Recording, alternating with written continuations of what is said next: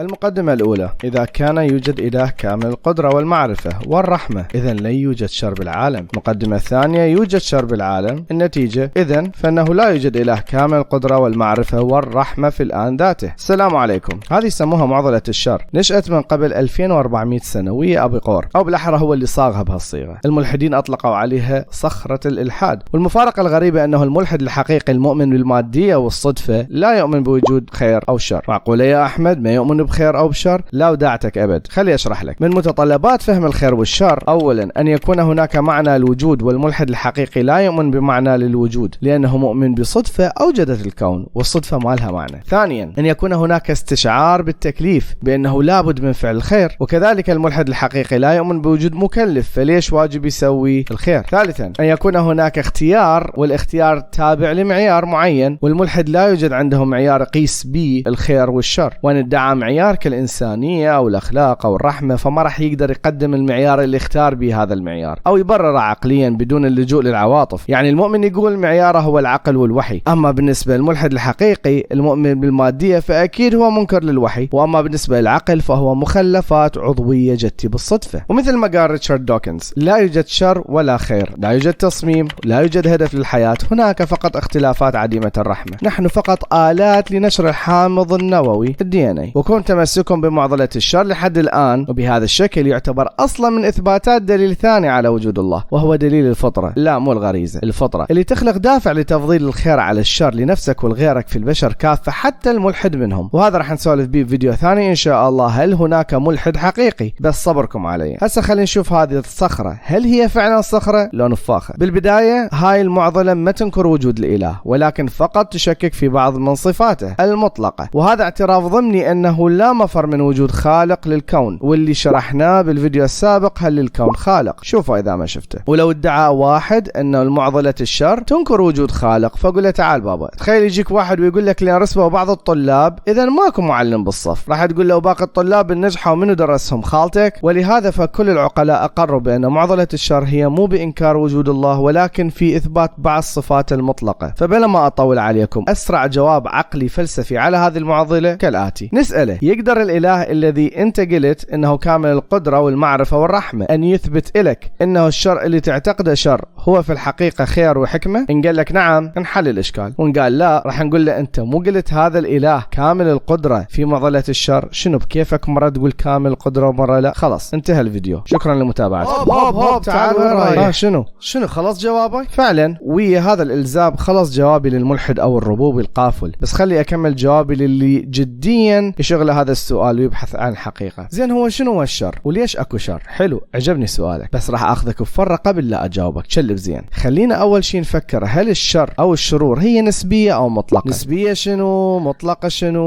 وين تبسيطك عمي أحمد؟ أنا آسف، أقصد هل الشر اللي يصيبك هو شر إلك ولغيرك؟ لو شر إلك وقد يكون خير لغيرك. قبل فترة صالنصة مع سيارتي انسرقت، إيه والله جديات، واضطريت أوديها للتصليح، وهذا شر أصابني، بس بالنسبة للمصلح وأبو قطع الغيار والعاملين بالمصنع كان خير أصابهم، زاد من دخلهم، طبعا بالإضافة إلى الحرامي الله يهديه اللي سرق الصالنصة واستفاد منها. وقبل فترة اتضرر سقف بيتي بسبب إعصار مر من يمنه، واضطريت أجيب شركة تصلح السقوف، وهذا شر أصابني. بس بالنسبة للعمال اللي واحدهم كان بقمة السعادة من دا يشتغل، عبالك بيبيته معرسة لأن جاهم خير وزاد دخلهم. الأرنب اللي صار فريسة للنسر انتهت حياته، بس بالنسبة للنسر حياته استمرت بأكله الأرنب. إذا منعنا الأرنب إنه يصطاد النسر فإحنا سوينا الشر للنسر، وإذا سمحنا للنسر يأكل الأرنب فإحنا سوينا الشر للأرنب. زين إذا كان الخير هو تحقيق مصلحة والشر هو تحقيق مفسدة، فمنو اللي لازم تتحقق مصلحته دائما؟ أكيد هنا راح تتجلى النرجسية البشرية بكامل صورتها، والطالب إنه الخير دائما يكون للبشر لأنه سيد هذا العالم. لأن بكل بساطة بهذا الكون اللي تحكم السببية لا يمكن أن تأكل وجبة أو تلبس هدمة بدون أن تفسد نبات أو حيوان، يعني الخير دائما للإنسان معناته راح يكون على حساب باقي الأجناس. قال الله تعالى: ولو اتبع الحق أهواءهم لفسدت السماوات والأرض ومن فيهن بل أتيناهم بذكرهم فهم عن ذكرهم معرضون. ولهذا الشر هنا مطلوب لتوازن الحياة على وجه الأرض. والسماء رفعها ووضع الميزان. هنا صار لازم نقسم الشر. النوع الأول هو الشر الأخلاقي، مبين من اسمه، الشر اللي يقوم به البشر ولهم إرادة واختيار به، ومن أمثلة الحروب والقتل الجماعي والعنصرية والإرهاب. النوع الثاني هو الشر المجاني، مثل الأمراض والعاهات والكوارث الكوارث الطبيعية اللي الإنسان ما له علاقة بها. زين ليش اكو شر أخلاقي؟ الخير والشر بهذه الحالة هي نتيجة طبيعية لحرية الإرادة والاختيار اللي ينتج عنها خيارات خطأ وخيارات صح. حتى الإنسان يميز بين الخيار الصح وبين الخيار الخطأ لازم اكو مستشعر يحسسه أو يحسس الحوالي بالخطأ حتى يوقف لو يوقفوه قبل لا يتمادى بالشر. الألم الناتج عن الخيار الخطأ هو اللي يقوم بهذا الدور. زين ممكن الإنسان يكون عنده حرية الاختيار وبنفس الوقت دائما يختار الصح بحيث ما حد يحس بالألم؟ لا مو ممكن، لأن هنا ما صار الشخص حر الاختيار ودائما مجبور يختار الصح. زين ليش الله انطانا حرية الإرادة ونقدر نختار الخيار الخطأ؟ هذا موضوع ثاني إن شاء الله أسوي به حلقة خاصة وهي إثبات صفات الله. مختصر الجواب هو أنه لا يمكن تحقيق صفة الله الغفار والغفور والعفو بدون ما يكون هناك عباد تخطئ ويغفر لهم. زين الله محتاج يثبت لنفسه هذه الصفات؟ لا، الله غير محتاج لشيء، احنا محتاجين يكون عندنا يقين بصفات الله سبحانه. هنا يطلع اشكال اسميه بجدال الطفل المدلل، the spoiled kid argument. لماذا لا يخلق الله الكلية القدرة الكلية الرحمة والكلية المعرفة الخير للكل بلا ألم وبلا معاناة ولا ينقص من أحد على حساب الآخر بدون أي تعب وأي عناء؟ الجواب لأنه كلية الحكمة. أول ما جيت لأمريكا البروفيسور المشرف على أطروحتي كان يسولف لي هواية عن التاريخ الأمريكي، فبيوم سألته قلت له ليش كانوا السكان الأصليين في أمريكا بعدهم بدائيين بعيشتهم وأسلحتهم وتقدمهم العلمي مقارنة بجهة ثانية من العالم مثل أوروبا؟ فجاوبني جواب ما توقعت الصراحة. قال لي لأنه ما احتاجوا يتطورون، لأنه الخير وفير وأعدادهم قليلة مقارنة بمساحة القارتين، فما كان بيناتهم أكو تنازع حقيقي مثل ما كان بالجانب الثاني من الكرة الأرضية اللي كان الصراع والأمراض والجوع واصل لذروته خلى البشرية تقمز أشواط بتطورها. وهو ده يحكي وياي أنا سرحت، لأنه هاي أول مرة أفتهم معنى قول الله ولولا دفع الله الناس بعضهم ببعض لفسدت الأرض ولكن الله ذو فضل على العالمين. الألم ضروري حتى نحتاج بعضنا البعض حتى تنبني المجتمعات، ولو ما حاجة الناس للأمان ما كانت كونت أول مدن بالتاريخ، ولو ما ألم الجوع ما كان اكتشفوا الزراعة، ولو ما خوفهم على محاصيلهم من ألم فقدانها ما كان بنوا الأسوار وأسسوا النظم واخترعوا الكتابة. ومعظم الاختراعات اللي اليوم بإيدنا بدايتها كانت بسبب الحروب أو لأسباب عسكرية. الألم ضروري لنضج البشرية وتطورها، ولولا الخوف من ألم الفشل لما نجح إنسان في سعيه، ولولا ألم المعاناة ما كان صار أكو رحمة بين الناس وتعاطف ومواساة. يعني مختصر مفيد، الألم يطلع أحسن ما بينا. ومع كل هذا الألم والشر تلقى الخير هو المتصدر والسائد على الساحة واللي البشرية تسعى إليه. عدد المعاقين نسبته أقل بكثير من عدد الأصحاء، وعدد أيام الحوادث والكوارث أقل بهواية من أيام السلامة. فإن كان قليل من الألم يجعل النظام متكامل فهذا دليل على مطلق الحكمة لله.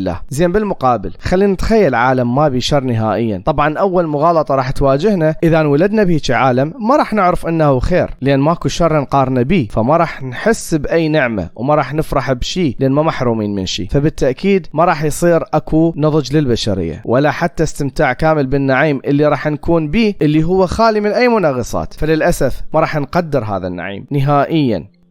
لحظة، الا بحالة وحدة، إذا أخذنا هذول الناس وعيشناهم فترة قليلة بعالم بشر وبعدها رجعناهم إلى هذا العالم المثالي، بس شلون راح يتأقلمون به وهم عاشوا بعالم مثالي؟ فأكيد راح نتفق أنه من المنطق أنه ينولدون أول شيء بالعالم اللي بشر وبعدها ينتقلون للعالم المثالي الخالي من الشر. وطبعا أكيد مو كلهم، لازم نفصل عنهم الأشرار. أكيد افتهمت وين أريد أوصل. هسه أبو صماخ، تتذكر سؤالك شنو الشر؟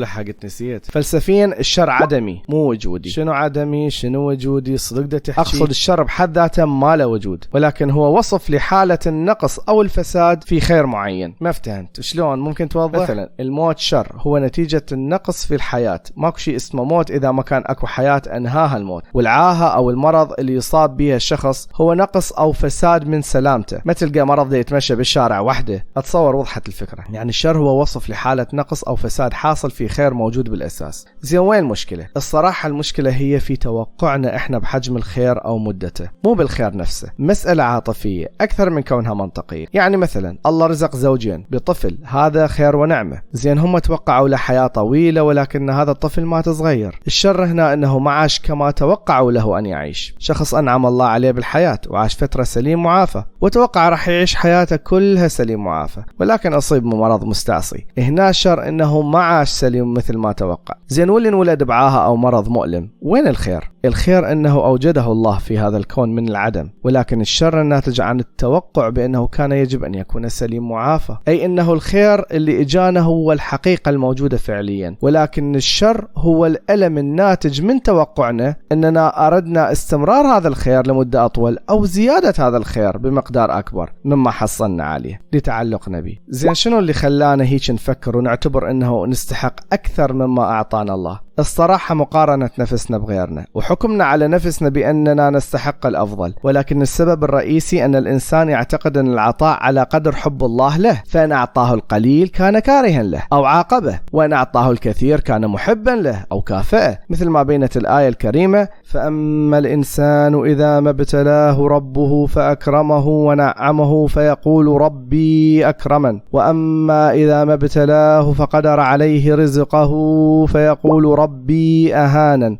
زين، هي مو هيك؟ لا طبعا، الخير والشر اثنيناتهم ابتلاء، واثنيناتهم راح يحاسب الشخص عليهم. كل نفس ذائقة الموت ونبلوكم بالشر والخير فتنة وإلينا ترجعون. زين، ليش ما أعطى الله الكل بالتساوي وهيك ما يصير أكو ألم؟ لأنه حكيم. لو كان كل شخص عنده نفس ما عند غيره كان محتاج الناس بعضهم لبعض، لازم كل شخص عنده نقص يسد شخص ثاني، وإلا الحياة تفسد وتصير بدون معنى. وهو الذي جعلكم خلائف الأرض ورفع بعضكم فوق بعض درجات ليبلوكم فيما آتاكم إن ربك سريع العقاب وإنه لغفور رحيم. ولهذا الإسلام من بين كل الأديان اللي معضلة الشر بالنسبة إليه كانت شربة مي، لأن الله وضح لنا الصورة من البداية أنه الحياة الدنيا دار ابتلاء وما راح تكون سهلة، وبين أسلوب التعايش والتعامل ويا الحزن والألم، وشلون أنه أكثر الناس ابتلاءات كانوا الأنبياء، وأنه الابتلاء جاي فكن مستعد. ولنبلونكم بشيء من الخوف والجوع ونقص من الأموال والأنفس والثمرات وبشر الصابرين.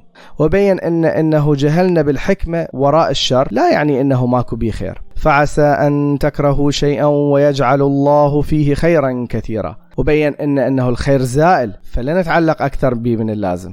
إنا جعلنا ما على الأرض زينة لها لنبلوهم أيهم أحسن عملا وإنا لجاعلون ما عليها صعيدا جرزا. والشر زائل، فإن مع العسر يسرا إن مع العسر يسرا. حثنا على التركيز على العمل الصالح وتقليل هذه الشرور والآلام قدر المستطاع، واللي يقللها يؤجر واللي يصبر عليها يؤجر، والبشرية تستفاد. الصراحة معضلة الشر تكون كبيرة بكبر تعلقنا بهذه الدنيا، وكل ما زاد تعلقك ويقينك بالآخرة كل ما صارت تافهة أكثر وأكثر. قال الله تعالى: اعلموا إنما الحياة الدنيا لعب ولهو وزينة وتفاخر بينكم وتكاثر في الأموال والأولاد كمثل غيث أعجب الكفار نباته ثم يهيج فتراه مصفرا ثم يكون حطاما وفي الآخرة عذاب شديد ومغفرة من الله ورضوان وما الحياة الدنيا إلا متاع الغرور. وما الحياة الدنيا إلا متاع الغرور. السلام عليكم.